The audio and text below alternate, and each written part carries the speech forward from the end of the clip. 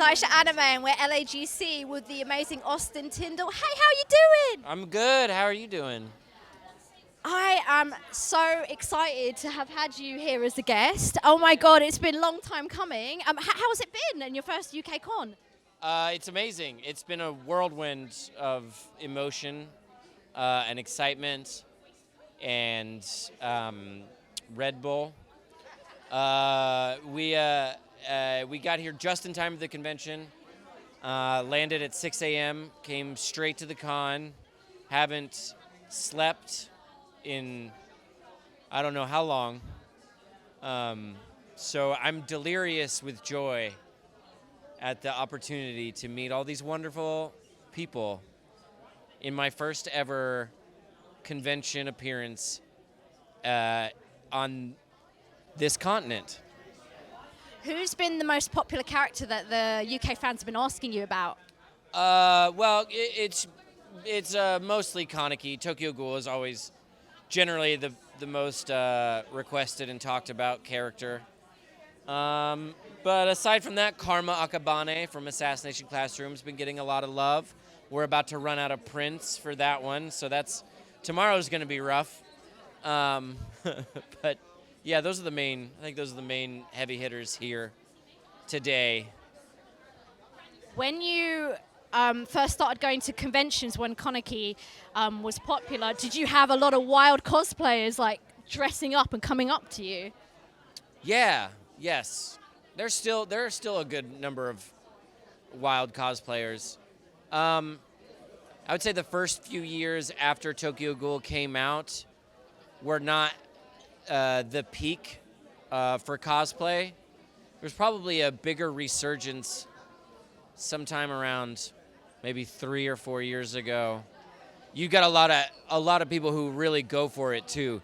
These days you'll get some tortured Kanekis where they're just wearing white shorts and maybe they painted their nails and maybe they're wearing all of the mask, maybe they're not because it's hot and most of them don't actually fit your face very well.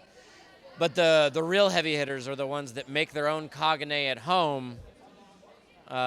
There's various methods. I've seen the pool noodle method where they usually will drape it with leather scales. That tends to be nice. But I've seen some ones that were, that had movement based in their design. There was some that was like really heavily spray foam oriented. But the Kaganes, that's the real dedication. It's trying to strap those pool noodles to your back and walk through doorways in a crowded convention. Those are the real fans.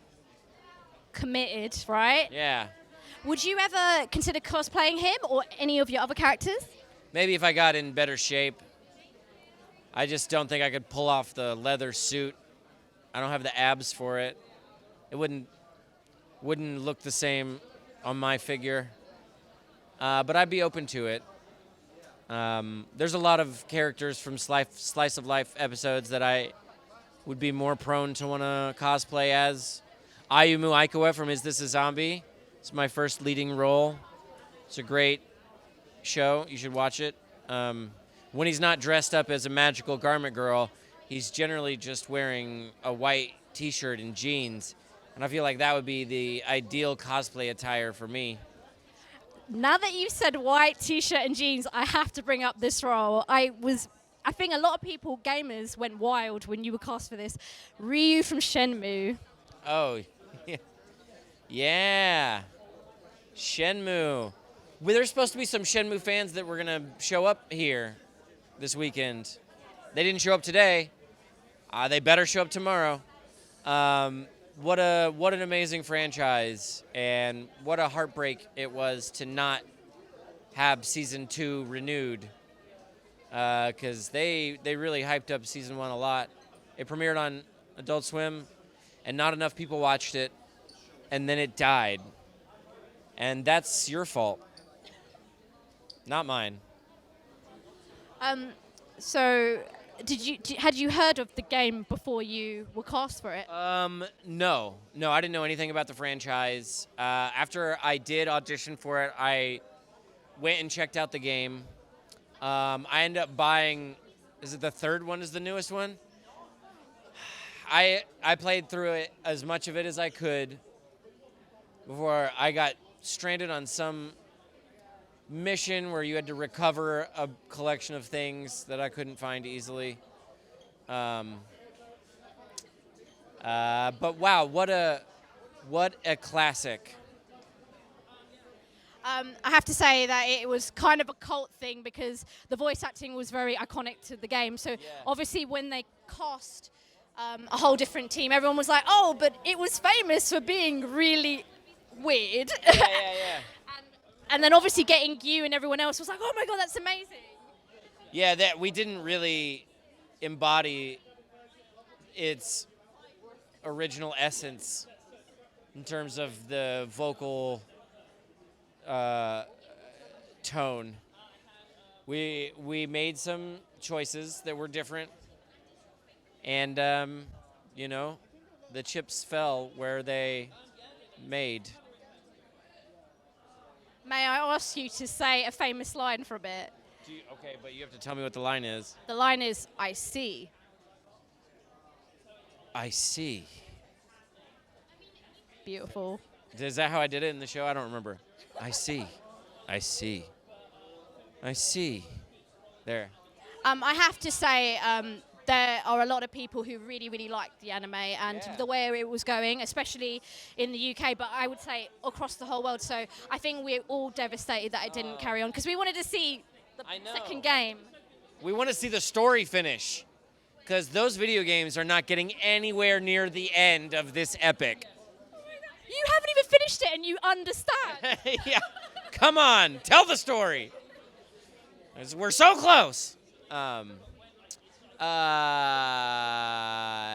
that show was like really hard to do.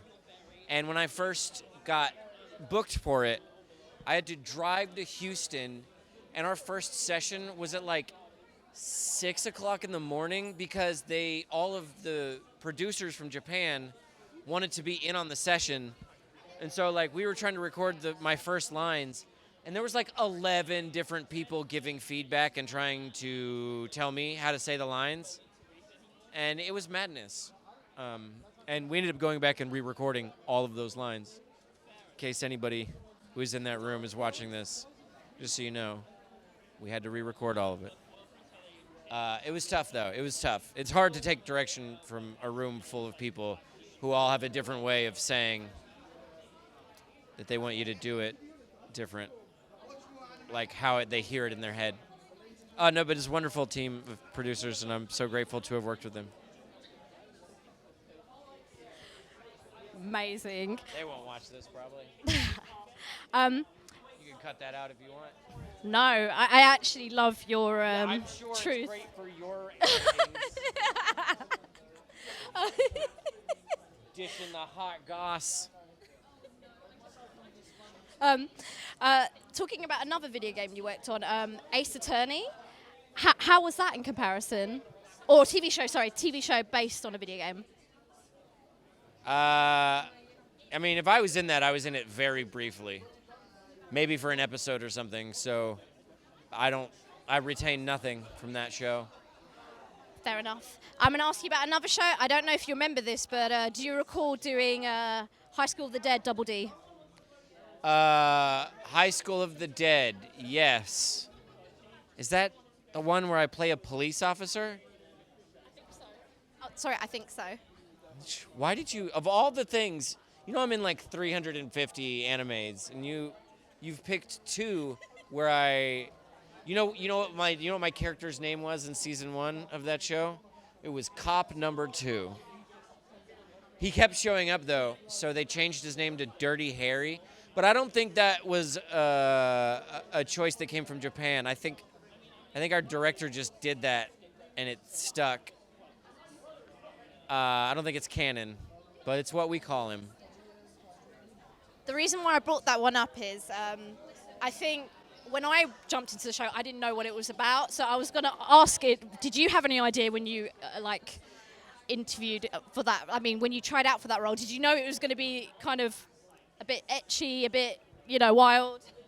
No, I still don't really know what the show's about, honestly. It's about a bunch of zombie high school girls, and then they become a pop band. Maybe is that what happens? Yeah, I think I AD'd one of the episodes actually, but no, I didn't audition for it. Jade Saxton, the director, just gave it to me. She just said, "You're gonna do this.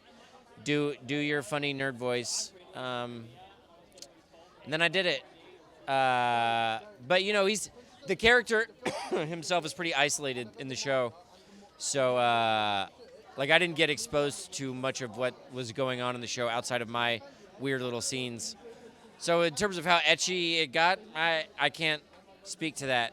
No one told me or warned me that my name would be besmirched with smut. What about prison school? Oh, yeah. I remember on the way home from recording the first episode of Prison School, which I also did not audition for. They just called me and said, "You're going to do this thing." On the way home, the manager texted me, and she said, "How do you want your name to be, like, identified in this show?" Which, what she was saying is, like, do you want to use a fake name? And that's the only time anyone has ever asked me that. And it's the only time the office manager has just texted me something like that. So that should have been a red flag right there, but I still wanted the money, so I stayed in that show. I mean, it's a funny show when you get down to it. It's a little perverse. In terms of fan service, though, it could be worse. Hashtag Japan, anything can happen. That show was actually really popular in the UK. We actually had a lot of cosplays. I don't think it was seen as perverse as maybe it is. I think it was, like you said, more comedy than anything. There's a lot of comedy, yeah. It's a lot of Porky's era humor. When you compare it to some of the other things that I've done, like Freezing Vibrations, get some Oni-chan fantasy going on there. Or Domestic Girlfriend, that one's a doozy. So there's plenty I regret. May I ask what's your favorite line from all-time favorite out of any character you've ever done? Oh man, that's too hard. It's so hard to remember lines, honestly. Funniest? See, you can't give this to me because the best thing got lost in the booth somewhere.